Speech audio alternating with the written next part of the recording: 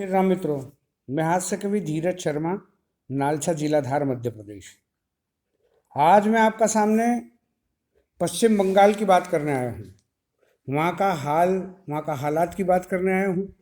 बंगाली हिंदू परिवार की दीन दशा की बात करने आया हूँ और जो हिंसा हुई रही है बंगाल में उसकी बात करने आया हूँ। वहाँ जो हिंसा हुई रही है वह राजनीतिक हिंसा नहीं हुई है, बिल्कुल भी राजनीतिक हिंसा नहीं है। पर राजनीति की छत्र छाया का नीचे, राजनीति की छतरी का नीचे जो जिहादी लोग राजनीति संरक्षण प्राप्त करने का बाद में वहाँ जो लोगों की हालत करी जाए, उन्हीं विषय पे बात करने आया हूँ। आज इतनी हालत खराब हुई गई है बंगाली हिंदुओं की कि मैं तुमसे कह नहीं सकूँ। मैंने भी सुनियो पढ़ो और हमारी आत्मा में जब जैसे द्रवित हुई हमारी आत्मा, तो मैंने सोचा कि इन बात को शेयर करनी चाहिए और आप लोगों का ध्यान भी उधर आकर्षित करना चाहिए। हमारी दो टुक की बात है, आप ध्यानपूर्वक के सुनो। वहाँ ऐसी हालत है कि मतलब मुंह से बयान करना बहुत छोटी बात हो जाएगी कि अपन के मुंह से बयान करना। पूरा पश्चिम बंगाल में इतनी हिंसा, इतनी आगजनी हुई रही है, वहाँ पे लूट पाट मची रही है वहाँ पे कि पूछो मत। और ये सब देश के टुकड़ा करने की स्थिति में खड़ा करने वाली बात होनी थी। लोग, हिंदू लोगों की दुकान उनके लूटी रहा है, लोग तोड़ फोड़ मचाई रहा है वहाँ पे। लोग हिंदू लोगों की दुकान का आगे दुकान लगा रहा है लोग, और उनके अपना व्यापार धंधा नहीं करने दे रहा है। वहाँ एक ऐसा ऐलान करियो जा रही है कि यदि तुम्हारे दुकान खोलनी है तो हमारे पैसा देना पड़ेगा, यदि आप पैसा नहीं दोगा तो दुकान नहीं खोली सको। ये पता नहीं कौन सो अपनों वहाँ इन जिहादी लोगों ने एक शुल्क लगाई दिया है। इस सारी हालत के देखते हुए मन द्रवित हुआ और कुछ बात करने की आपसे इच्छा है कि यार आपसे भी कुछ बात करनी चाहिए। तो मैंने कोशिश करी बहुत, आप लोग भी इन्हीं चीज़ में हमारी इन्हीं बात की सहमति दे जाओ और ज़्यादा से ज़्यादा आज जो बंगाल में रहने वाला हिंदू भाई उनकी हालत हुई है उनका बारे में अपना जितनी जगह सही सका, जितनी जगह पहुँचे सका या बात के पहुँचा। जो अनुसूचित जनजाति का जो हिंदू है, अनुसूचित जाति जनजाति का जो हिंदू है, उनकी भी बहुत हालत ख़राब है।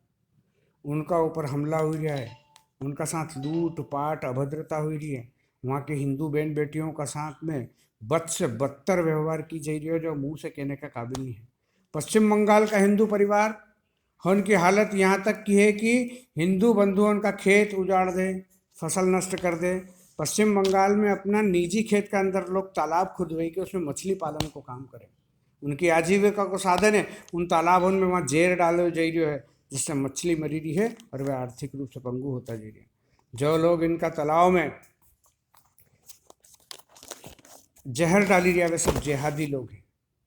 मछली मारी रहा है, उनकी आजीविका के नष्ट करी रहा, कमाने खाने से वहाँ को आज हिंदू मोहताज हुई गए है। आवाज़ उठाने वाला की हत्या कर दी जावे, ऐसा काम वहाँ पे बंगाल का हिंदू उनका साथ हुई रहे। वो लोग अपना गांव, खेती बाड़ी, मकान दुकान छोड़ी के पलायन करी रहे हैं। पलायन करने वाला उनके रोके चाहे बोले तुम यहाँ से चले गए तो फिर आने नहीं देंगे, और यहाँ रहना है तो तुमको धर्म परिवर्तन करना पड़ेगा, ऐसी ऐसी शर्त रखी रहा।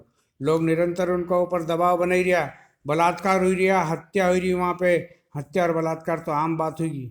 अभी तक में लगभग 150 लोग जी के 150 लोग का अपन हिंदू उनके वहाँ पे हत्या कर दी गई है। इसका साथ में 15 से 20 महिलाओं का साथ में हत्या, बलात्कार करने के बाद में हत्या कर दी गई। कट्टरपंथी लोग इस तरीके से दहशत को काम करी गए।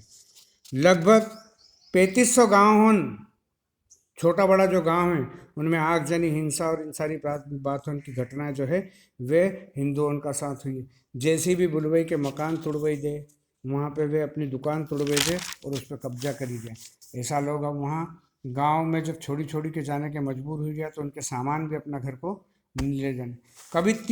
अभी करीब करीब 30 हिंदुओं की हत्या अभी कुछ समय पहले ही हुई, जिसमें 15 का लगभग वे अनुसूचित जनजाति और अनुसूचित जाति का हिंदू था। जो लोग गांव छोड़ के चली गया है उन पर सतत दबाव बना ही रहा है कि धर्म परिवर्तन कर लो, नहीं तो तुम्हारे कभी भी इस गांव में हम वापस नहीं आने देंगे। इतनी हालत खराब है। जो लोग हिंदू संगठन का काम कर ही रहा है उनके अलग धमकाया जा रही है, उनके अलग धोस दी जा रही है, वे संगठन का काम मत करो। वहाँ का धार्मिक जो लाउड स्पीकर बन जा रहे उसमें से भी यह घोषणा हुई है, यहाँ जो भी इनके हित का काम करेगा वो छोड़ा नहीं जाएगा। दुकानदार उनसे पैसों मांगी रहा है, पैसा दोगा तो दुकान खुलेगी, नहीं तो दुकान नहीं खुलेगी। इस टाइप से उनसे बात बोली जा रही है। अगर तुम्हारी बहन बेटियों के सलामती चाहो, तुम्हारे उनके देखनी है खुश खुश और संपन्न तरीका से, तो तुम्हारे हमारे पैसा देना पड़ेगा। इन किस्सा कहानियों में पुलिस बिल्कुल मूक और चुपचाप बनी बैठी है। पुलिस बोलने को काम बिल्कुल भी नहीं करी रही है, वह देख ही रही है। ऐसा लोग उन पर कार्रवाई बिल्कुल भी नहीं हुई रही। आज जो हिंदू पश्चिम बंगाल में री रहा, उनकी हालत बहुत ही ज़्यादा खराब है। उनकी ऐसी अपन कल्पना भी नहीं करी सका। जिस स्थिति में आज बंगाल को हिंदू गुजरी जो है, वहाँ का सरकार की संवेदना भी बिल्कुल मरी गई है। सरकार में संवेदना नहीं रही। हिंदुओं का अंदर डर भरी गयो है। यह डर को माहौल इतरो बनी गयो है कि वे अपना आप के समझी रहे कि न तो हम मरने में हैं न जीने में हैं। बंगाल को हिंदू बहुत ज़्यादा शारीरिक मानसिक त्रास से अपना दिन गुजारी गयो। अभी वहाँ राज्यपाल महोदय गया था, एक यहाँ पे राज्यपाल महोदय गया था वहाँ पे, जो अपने नंदीग्राम का जो हिंसा हुई थी उनका पीड़ित होने से मिलने, तो वहाँ भी पुलिस ने और जिहादियों ने उनकी गाड़ी रोक दी। राज्यपाल महोदय के मोटरसाइकिल से घर घर उन पीड़ितों का हालचाल पूछने के लिए जानू पड़ो। पुलिस देखती रही, पुलिस मौन रही। पीड़ित लोग उनका घर गया हुए, उनने उनका हाल समाचार जाना। मोटरसाइकिल से घर घर घूमे और उनकी हाल समाचार के उनने पूछो। लेकिन ऐसी हिंसा का कारण उनका मन टूटी रहा है। वहाँ का लोग अपना द्रवित हुई रहा है, दुखी हुई रहा है। बंगाल का हिंदू उनके अपना पैर पर खड़ो होना पड़ेगा। पूरा भारत को हिंदू समाज उनका साथ में है। ऐसा हौसला की बात मैं भी करूँगा और आप लोग के भी करनी है। जितना भी आज देश का अंदर, भारतवर्ष का अंदर धार्मिक राजनीतिक संगठन चली रहा है, उनसे मैं विशेष अनुरोध करूंगा, करबद्ध विनम्र प्रार्थना करूंगा कि संकट की इन्हीं घड़ी में बंगाली हिंदू उनका साथ में वे कंधा से कंधों में लेके खड़े रहे। और यह मैं सरकार से भी वहाँ की प्रार्थना करूंगा कि वे हिंदू उनके जो पीड़ित है, दुखी है, उनका संरक्षण को उनकी तरफ ध्यान दें। जय हिंद, जय भारत, भारत माता की जय।